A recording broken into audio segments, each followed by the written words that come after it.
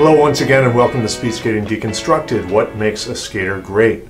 I'm Jeff Kleiber, and just a few lessons from the Olympic Games. First of all, congratulations to all the athletes at the Games. Not an easy time with COVID going on, the pandemic, being in a bubble, not being able to share a lot of the experiences. So hats off to all the competitors at the Games.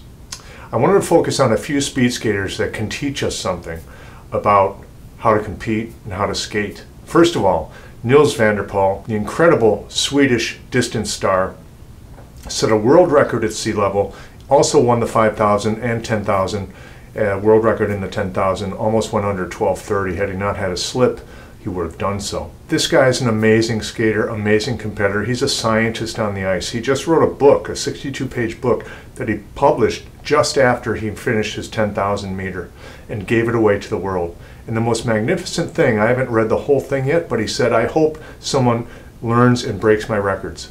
I mean, this is the sharing environment we're in, and he embodies that. So Nils Vanderpal, just a star, and he's also very confident, and he backed that up with performance, and he's also very novel in his technique and training. So out-of-the-box thinking works. Be bold with your thinking. Don't be stuck. Another thing, Erin Jackson, another great skater. Erin Jackson from the United States won the 500 meter, and she had the race of her life. Why? Well, Ryan Shimabukuro and Erin must have thought, well, let's not change a thing. Let's just continue what we're doing. And she has a running style that's based on inline still. She's still in transition technically from being an inliner. However, she really knows how to compete, hammers her turns, had the best turn of her life in the last outer in that 500, and just brought it home. So it was magnificent to see, and what we can learn from that is don't change your game. At a big event, just make everything the same, because if you try to shake things up or change something technically, it'll probably backfire on you. So stay with what you know. Also, we've got the Dutch, of course. Schouten, Vos, Naus, Kroll, others. These are professionals. These people compete within their own country, and that's why they rise up every Olympics.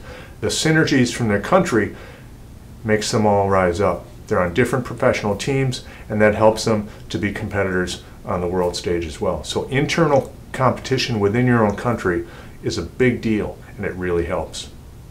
Then we've got Bart Swings, the absolutely magnificent marathoner, inline skater, and long track speed skater. His first games were 2014, and in this one, he waited all the way till the end to win a gold medal for Belgium, the first one since 1948. So it's so great to see. And the coolest thing about this, and what we can learn from Bart, is that he switched his blades for the mass start. The mass start's a 16-lap race, very different than any other race in speed skating. You got a bunch of people out there fighting it out, elbows and arm swings, you know, trying to get to the front. He changed his blades to make them more bent so we could hang that inner. It takes place on the inner. These guys are almost touching the cement, you know, when they're skating. So he could hang the inners because he had more bend on his blade. Smart way of approaching that race. Plus, he had no teammates in the race.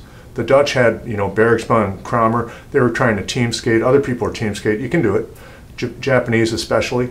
Bart had no one, and he had to basically bridge every gap. Every time someone went off the front, he was leading the chase group, and so he really earned that medal. So great to see this champion. And the other thing we can learn from Bart is that he competes all the time. He lives on skates. So if you want to be a great competitor, don't just race 6 weekends a year, race all the time. Last thing we learned, team pursuit is in transition. The one guy stays in front forever is going to be the norm. The USA did it to third. They had the second fastest time behind Norway. Norway did it for the men, and they won. So this is not going away. You look at the Dutch team, great skaters out there, Marcel Bosker, Patrick Roost, and Sven Kramer, but they were all over the place. If you look at the tape, it's like a different sport. It's not as efficient or effective to have all these changes. It's just a lot of drag, a lot of wind friction, even more ice friction. So pushing and keeping one guy in front is going to be the way of the future. A couple other things, perseverance. David Giotto, Italian, he's been going forever. He fought really hard and won his first Olympic medal, a bronze in the 10,000. Martina Sablikova from Czechoslovakia, the veteran, arguably the best distance skater of the past 15 years. She came back and got a bronze medal in the 5,000 after fourth in the 3,000, and she has not had a lot of success lately, so that was great to see.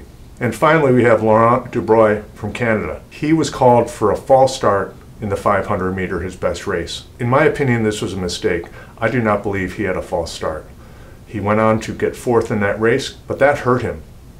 Then he comes back in the 1,000 meter and he gets a silver. The 1,000 is not his best race, but it was do or die time for Laurent Dubroy, and he came through. So those are just some lessons we can learn from the Olympics. Lots more skating coming this an exciting couple weeks. We'll talk to you next time on Speed Skating Deconstructed, What Makes a Skater Great.